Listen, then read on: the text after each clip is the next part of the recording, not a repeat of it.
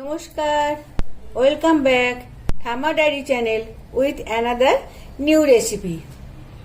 আপনাদের সঙ্গে একটা লাউয়ের একটা নতুন ধরনের রেসিপি নিয়ে চলে এসেছি।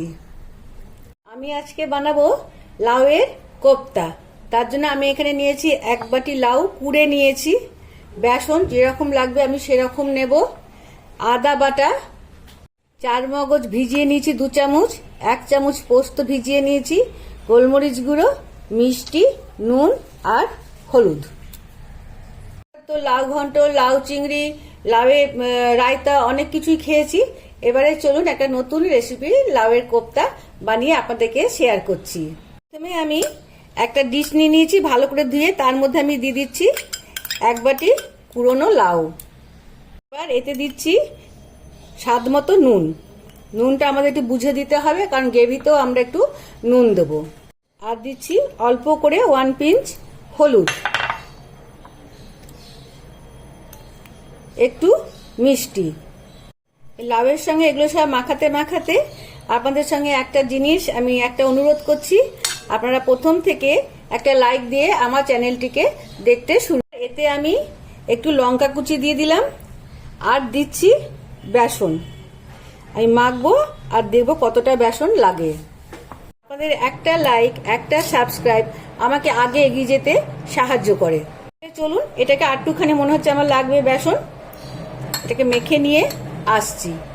আমি মিক্সারে ব্লেন্ডারের মধ্যে 2 চামচ 4 মগজ ভেজানো, 1 চামচ পোস্ত ভেজানো আর আমি দিয়ে দিচ্ছি কিছুটা দই। আমি এখানে বড় চামচে 1 চামচ দই দিলাম। এগুলো সব একসঙ্গে আমি ব্লেন্ড করছি। আমি এখানে গ্যাসটা ধরিয়ে নিয়েছি। এবার আমি এর মধ্যে দেব সাদা তেল। আমি পুরো রান্নাটা কিন্তু সাদা তেলে করছি। আমি তেলটা গরম হতে দিয়ে দিলাম। ভালো মতো গরম হয়ে গেছে, আমি ফ্লেমটা একটু কমিয়ে দিচ্ছি। দিয়ে এবার আমি ওপর থেকে এক এক করে কোপ্তাগুলো ছেড়ে দিচ্ছি।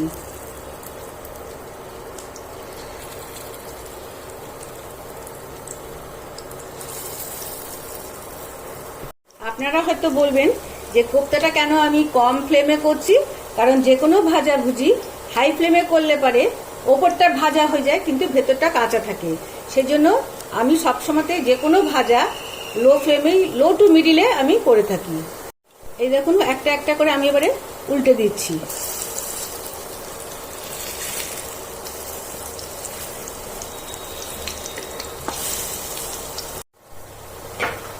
কোপ্তাগুলো সব ভাজা হয়ে গেছে।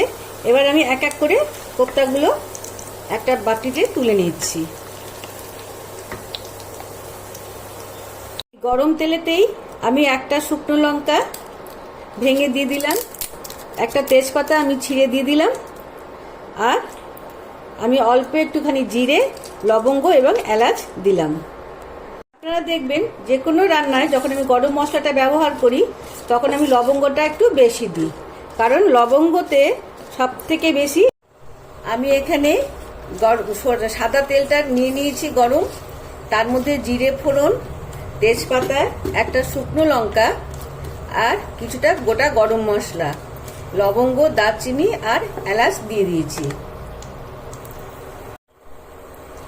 আমি যে কোনো রান্নাতেই লবঙ্গটা একটু বেশি দিই গরম মশলার মধ্যে, কারণ লবঙ্গতে যে কোনো এলাচ বা দারচিনির থেকে 10 থেকে 20% বেশি এসেন্স আছে।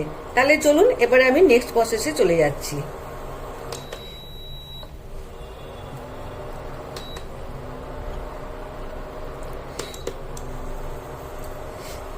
তেলটা আমার গরম হয়ে, আমি দেখুন এই তেলটার মধ্যে প্রথমে দিয়ে দিলাম 1/2 চামচ আদা বাটা, তারপরে আমি দিচ্ছি নুন। নুনটা একটু বুঝে দিতে হবে, কারণ আমি লাউয়ের মধ্যে অলরেডি নুন দিয়ে মেখেছি।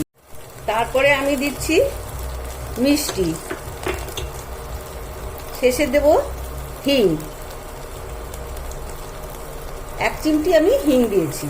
যে কোনো নিরামিষ রান্নাতে হিং ফোড়ন দিলে খেতে ভীষণ ভালো হয়, টেস্টটাও খুব ভালো আসে। এবার মশলাগুলোকে আমি খুব ভালো করে কষিয়ে নিচ্ছি। মশলাগুলো আমার ভালো করে কষানো হয়ে গেছে। আমি যে 4 মগজ আর পোস্তর একটা পেস্ট করে রেখেছিলাম সেটাকে আমি দিয়ে দিলাম। এবার এটাকেও আমি খুব সুন্দর করে কষিয়ে নেব। পোস্ত কষতে একটু বেশি সময় লাগে চার মগজের চেয়ে। এবার আমি মিক্সি ধোয়া জলটাও দিয়ে দিলাম। খুব ভালো করে মশলাটা এখন আমি কষবো। এবার দেখুন মশলাটা আমার কষে গেছে। এবার আমি এখানে প্রয়োজন মতো জলটা দিয়ে দিচ্ছি।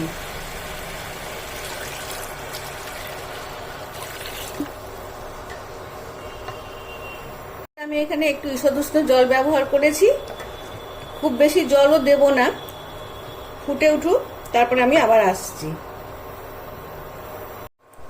আমি এবার এই ঝোলটাকে একটু ঢাকা দিয়ে দিচ্ছি। ঝোলটা একদম ভালো করে ফুটে গেছে। এই অবস্থায় আমি লাউয়ের কোপ্তাগুলোকে ছেড়ে দিলাম ঝোলের মধ্যে খুব ভালো করে সেদ্ধ হওয়ার জন্য। আবার আমি এটাকে ঢাকা দিয়ে দিয়েছি, আর এই সময় ফ্লেমটা আমি একটু কমিয়ে দিচ্ছি। এই দেখুন ঝোলটা হয়ে এসেছে। আমি এটাকে অফ করে দিয়ে ওপর দিয়ে একটুখানি গরম মশলা, ঘি আর একটু গোলমরিচ গুঁড়ো আমি দিয়ে দিলাম। দিয়ে আবার এটাকে আমি ঢাকা চাপা দিয়ে দিচ্ছি 5 মিনিটের জন্য। তৈরি আমার লাউয়ের কোপ্তা। খেতে তো দারুণ সুন্দর হয়েছে। মানে আমি এখন টেস্ট করে দেখলাম, খুব সুন্দর খেতে হয়েছে। এই রান্নাটি রুটি, পরোটা, লাচা পরোটা, পোলাও সবের সঙ্গেই খুবই ভালো যায়। আপনারা আমাকে প্লিজ কমেন্ট করে জানাবেন যে আপনাদের এই রেসিপিটি কেমন লাগলো। লাইক, শেয়ার এবং সাবস্ক্রাইব করে আমার পাশে থাকবেন। আমার বেল আইকনটিকে প্রেস করে দেবেন, তো যখনই এরকমই কোনো নতুন নতুন রেসিপি আনবো সবার আগে নোটিফিকেশনটি আপনাদের কাছে চলে যাবে। তাহলে আসি বন্ধু, টাটা। দেখা হচ্ছে আবার আগামী কোনো রেসিপির সাথে। ততক্ষণ আপনারা ভালো থাকুন, সুস্থ থাকুন, টাটা।